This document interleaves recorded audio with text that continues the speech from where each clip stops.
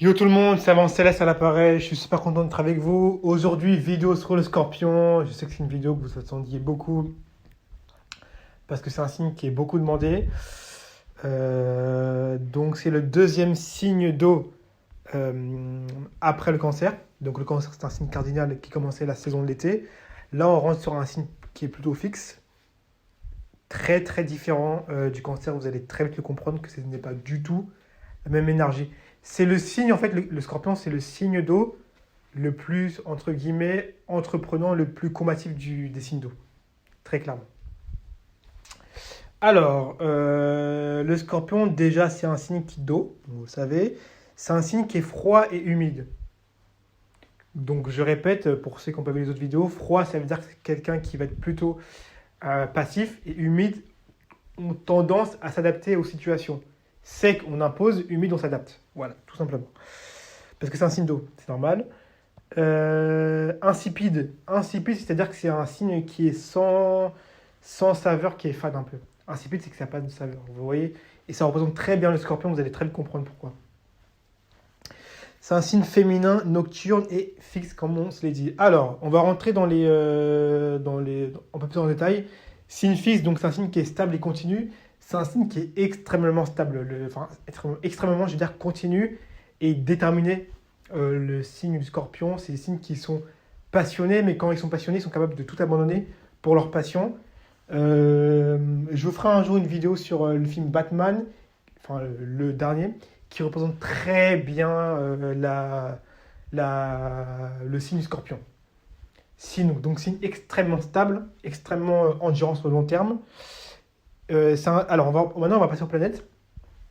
Le signe du scorpion, c'est le domicile de Mars. Donc c'est un domicile qui est chaud et sec. D'accord?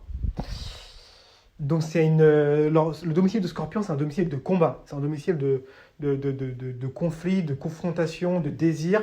Désir très important avec le Scorpion. De passion également. Donc ça représente très bien le Scorpion. Mars, je vais y revenir parce que c'est un point qui est extrêmement important pour vraiment comprendre le Scorpion. Ce signe qui a quand même beaucoup de qualités. Il a l'exil de Vénus. Vénus qui est chaud et humide. Donc chaud, c'est-à-dire qu'on est un peu plus actif. Mais du coup, il n'y a pas trop ce côté chaud chez le scorpion. Et la chute de la lune qui est froide et humide. Donc, en conclusion, en fait, le scorpion, il enlève tout ce qui est humide. Donc, en fait, le scorpion ne s'adapte pas. Il enlève tout ce qui est humide.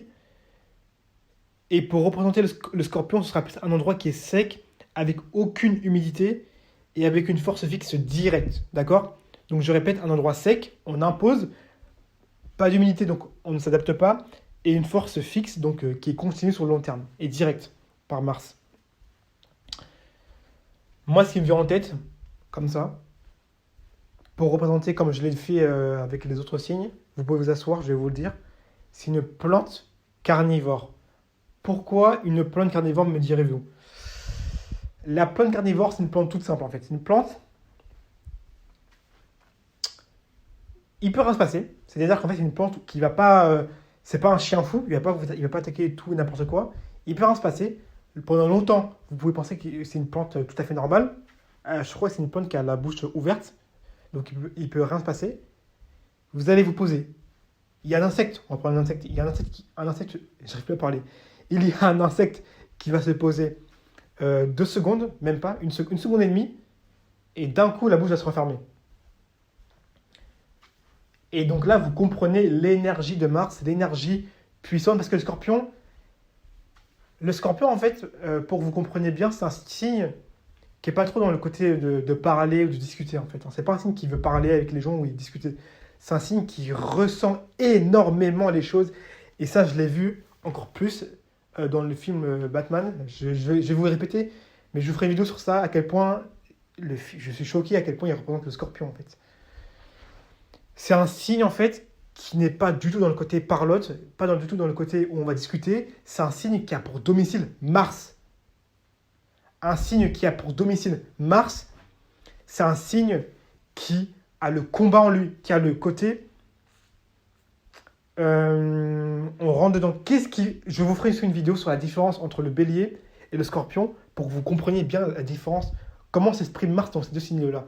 Mais Mars, en Scorpion, c'est un Mars qui est virulent. Enfin, c'est un Mars qui est direct.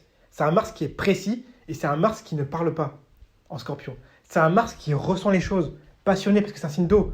C'est un signe d'eau, c'est un signe qui est fixe, donc il va ressentir les choses très très longtemps en fait. Et ça va être très profond. N'oublions pas que le nouveau maître entre guillemets du Scorpion, c'est Pluton.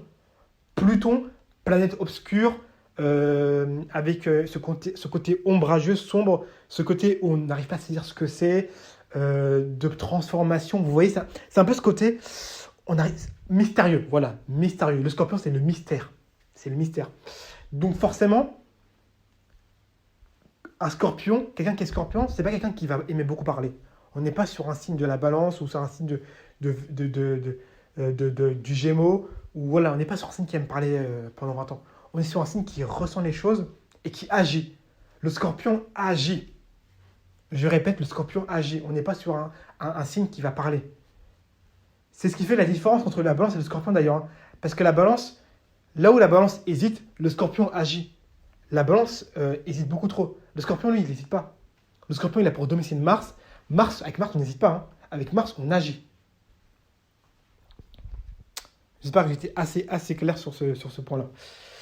Maintenant, je vais vous donner quelques adjectifs et vous allez me dire ce que vous en pensez concernant le Scorpion. Alors, pour vous dire à quel point l'exemple que je vous ai pris avec la plante carnivore représente très bien le Scorpion. Le caractère est actif, énergétique et pratique, tenace et adroit. Avec tout ce qu'on s'est dit là, et aussi intelligent. Avec tout ce qu'on s'est dit là, je pense que on est dans le vrai comme pas possible. Pourquoi on est dans le vrai ? Le Scorpion est un signe, on dit qu'il est énergétique, pratique, adroit et intelligent. La définition même de l'intelligence, il y a des personnes qui sont intelligentes, mais le problème c'est qu'elles réfléchissent beaucoup et elles n'agissent pas beaucoup. C'est bien de penser à des bonnes choses, à des bons plans, etc. Mais si vous ne les mettez pas en place dans le monde réel, ça ne sert strictement à rien. C'est-à-dire que vous êtes au même niveau intellectuellement que quelqu'un qui est bête mais qui agit en fait. Parce que la personne qui est bête mais qui agit, justement, va aller beaucoup plus loin qu'une personne qui est intelligente mais qui n'agit pas.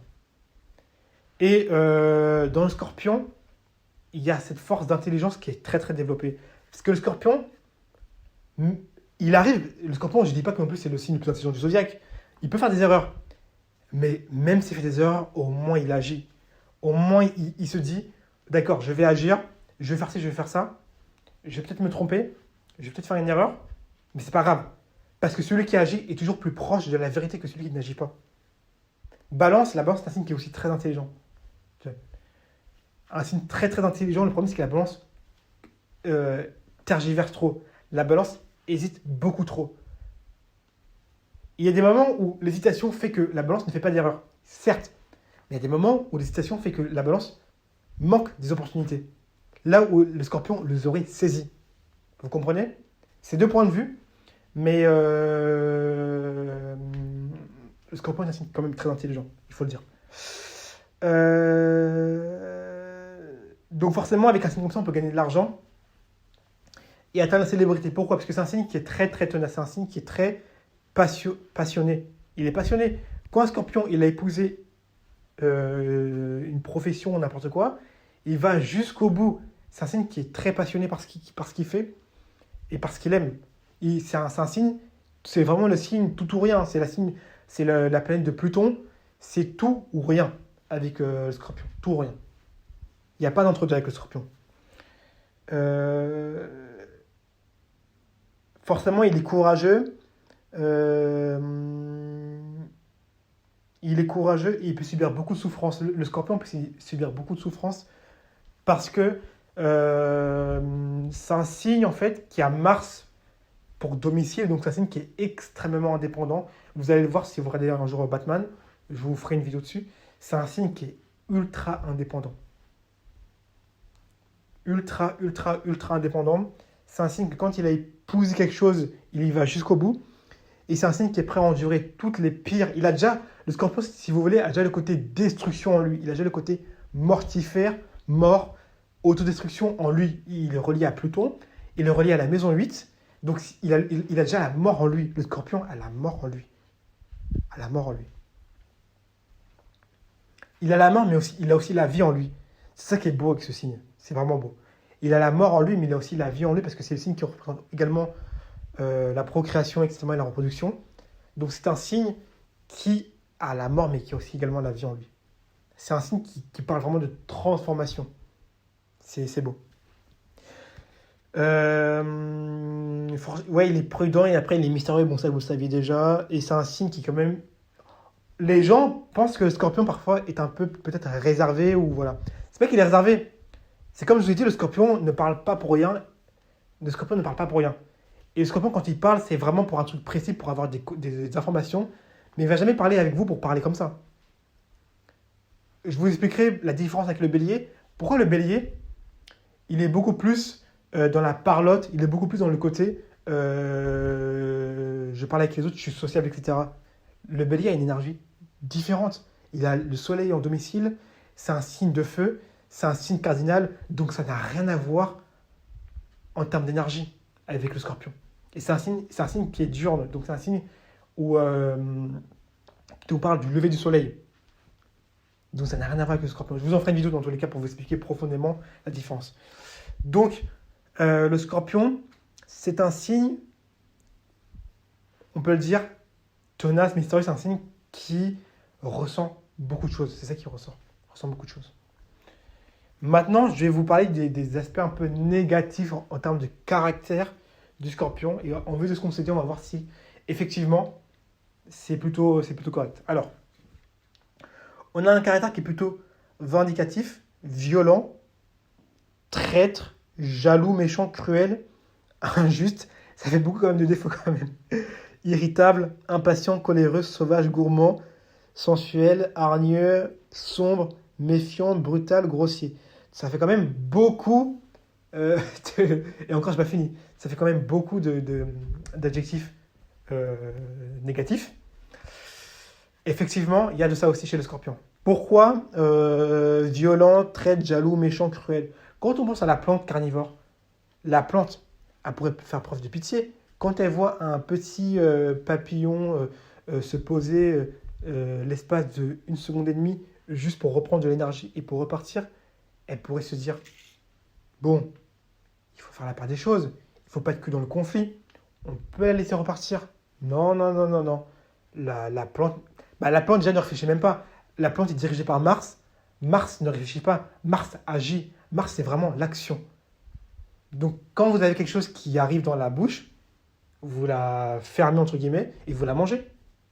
C'est ça que dit la plante carnivore. La plante carnivore ferme la bouche et la mange. Donc forcément, ça peut donner un caractère violent, méchant, cruel, je suis d'accord. Injuste, je suis d'accord aussi. Coléreux, sauvage, je suis d'accord aussi. Le scorpion, c'est pas un signe qui est juste. Hein. Le scorpion s'en fout un peu de la justice. C'est très très différent de la balance qui le précède. Hein. Le scorpion, c'est juste le côté où moi, un peu comme le bélier. Un peu comme le bélier, je suis d'accord. C'est le côté où moi, je dois y arriver. Moi, j'arrive, on s'en fout des autres. Moi, j'arrive, je dois y arriver. C'est ça que dit le scorpion. Je dois y arriver coûte que coûte. On n'est pas dans l'amour. N'oubliez pas qu'il a l'exil de Vénus et la chute de la Lune. Donc, il n'y a pas de côté où on va s'adapter à l'autre. Hein? Il n'y a pas ce côté-là. Ça peut être aussi un haineux. Le scorpion peut être un haineux. Le scorpion, évidemment, peut infliger des peines cruelles et peut cracher des colères empoisonnées. Évidemment que le scorpion peut faire des peines cruelles parce que le scorpion a déjà la souffrance en lui. Le scorpion a déjà enduré beaucoup de souffrance. Il connaît la douleur. Et quand on connaît quelque chose très très bien, on est capable de comme l'astrologie que je connais bien, comme je connais très bien l'astrologie, je suis capable de la retourner contre les autres.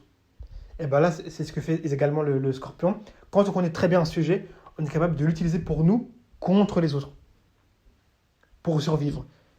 Et le scorpion n'hésite pas à utiliser la douleur qu'il a endurée, la douleur qu'il connaît très bien, contre les autres. Voilà. Donc ça fait les pires martyrs, les pires monstres en termes de douleur. Voilà, ils connaissent très bien la douleur, c'est aberrant.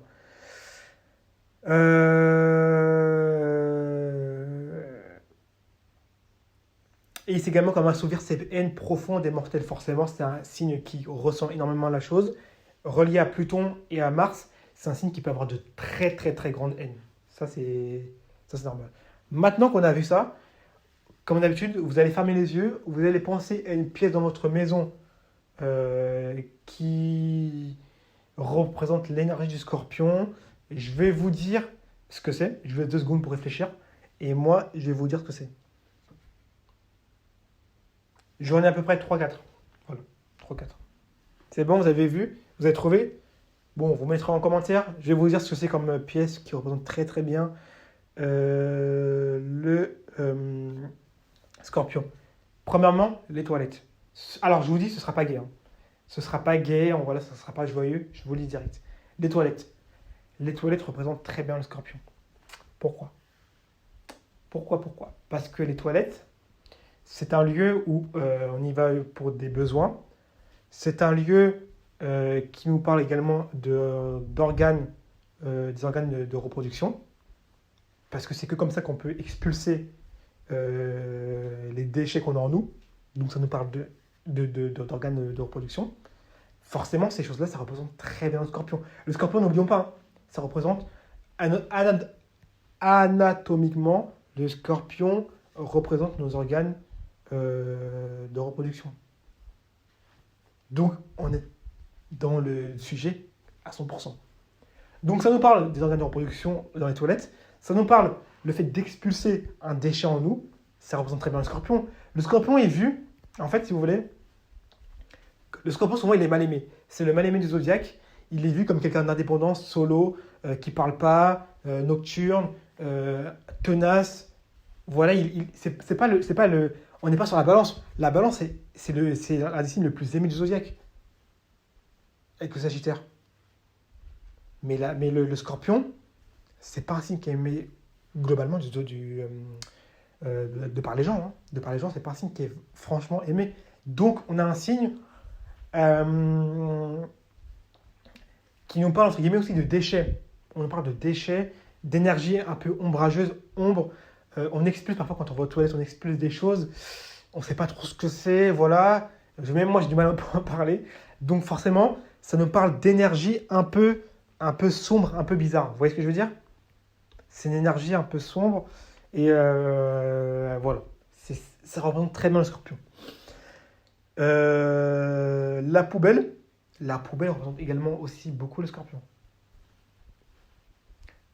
Parce que la poubelle, en fait, c'est le côté où on rejette tout ce qu'on a consommé, on le rejette, on le met à la poubelle.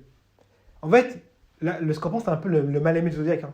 Parce que là, en fait, c'est marrant parce qu'on avait dit quoi avec le taureau? Le taureau, on avait dit que c'était la salle à manger. Donc le taureau, c'est le côté où on mange en famille, c'est joyeux, tout va bien, on est un bon vivant.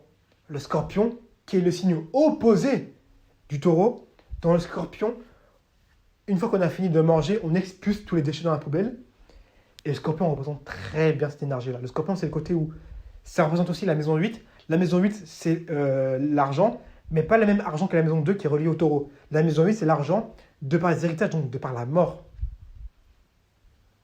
Donc, on est sur un côté où il faut qu'il y ait une mort pour qu'il y ait quelque chose d'autre derrière qui arrive. Et la poubelle représente très bien ce côté-là. On est le côté où c'est bon, on a consommé le vivant, maintenant on expulse dans la poubelle, et puis on laisse pourrir. Voilà. Donc il y a cette énergie un peu ombrageuse, un peu sombre, qui représente très bien le scorpion, et vous allez très vite comprendre que lorsque vous avez une planète en scorpion, déjà là vous commencez à comprendre un peu l'énergie du scorpion. Lorsque vous avez une planète en scorpion, c'est une planète où il peut y avoir beaucoup de problèmes. On va y revenir. Maintenant qu'on a vu par rapport à la maison, on va penser à un lieu dans le monde qui représente bien le scorpion. Je vous laisse réfléchir un peu et je vais vous le dire. Je vous laisse encore un peu de temps.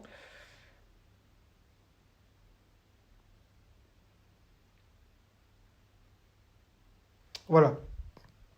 J'en ai un qui représente très bien le scorpion.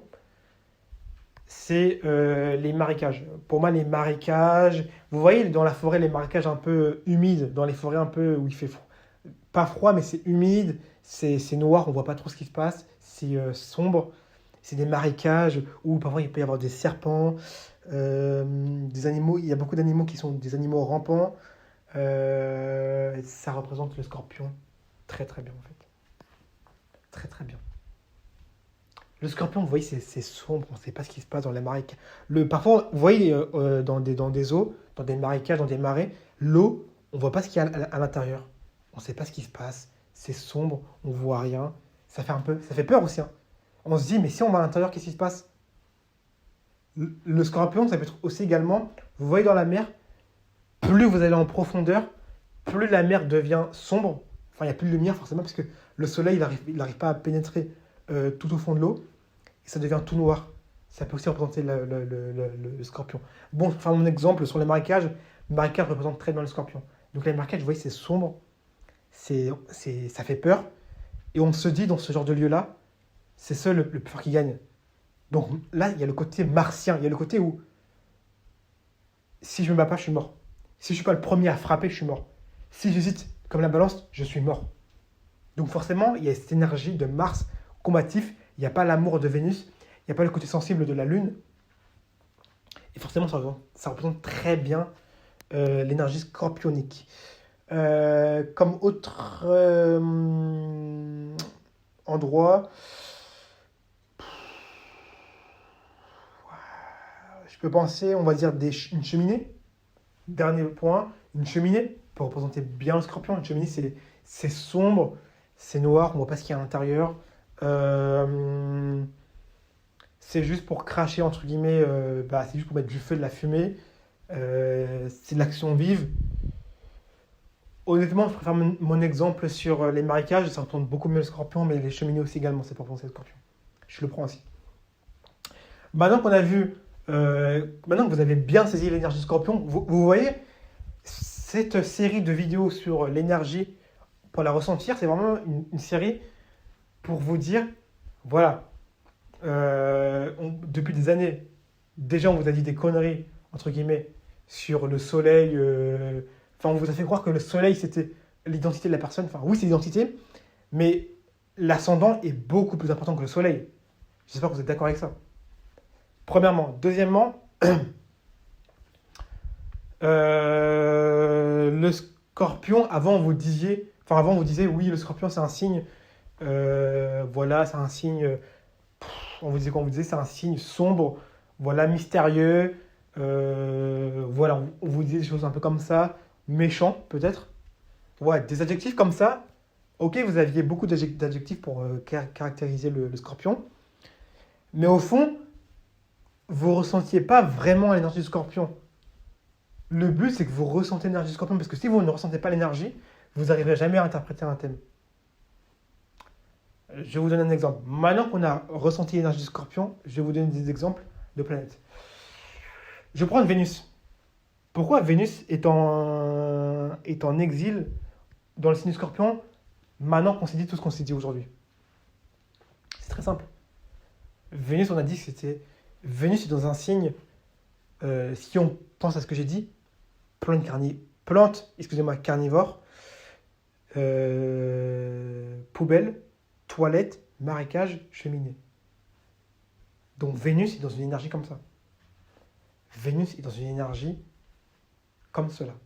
Vous vous imaginez bien que Vénus dans une énergie comme ça va être très très très compliqué en termes de relations. Je pense ne rien vous apprendre. Je vais vous expliquer tout simplement. Ça va être très simple. Maintenant quand vous ressentez l'énergie, vous comprenez pourquoi telle ou telle planète est en exil, en domicile ou ensuite, etc. Pardon. Quand on comprend l'énergie, on arrive à comprendre ce que veut dire une planète dans tel ou tel signe. Je vais vous donner un exemple avec Vénus en Scorpion. Vénus, c'est les relations. Vénus, c'est le conjoint, c'est l'amour, c'est également le confort, c'est l'art aussi. Déjà, avec Vénus en Scorpion, on peut avoir un sens artistique très, très, très prononcé. Très prononcé dans un côté un peu mortifère. On peut faire de l'art très, très explicite, de l'art sur la reproduction, sur la vie en elle-même, sur le côté de la souffrance. On peut avoir, vous voyez, Vénus en Scorpion, c'est un peu ces artistes qui sont très, on ressent la souffrance dans leur, euh, dans leur peinture ou dans leur dessin. Vous voyez, ou dans leur musique. C'est ça Vénus en Scorpion, on ressent leur souffrance. On ressent l'indépendance, le côté où j'ai dû me battre, on ressent ça. Vénus en Scorpion, c'est également le conjoint, les relations plutôt. Les relations, avec Vénus en Scorpion, on a des relations qui peuvent être très toxiques.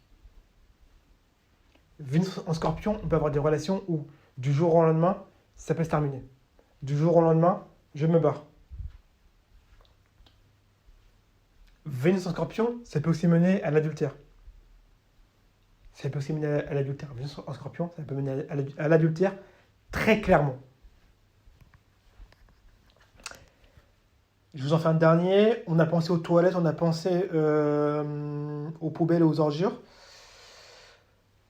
Et on a pensé aussi au marécage. Bah, Vénus en Scorpion, ça peut aussi représenter, parce que Vénus représente le confort, on peut avoir quelqu'un qui peut s'habiller uniquement en noir.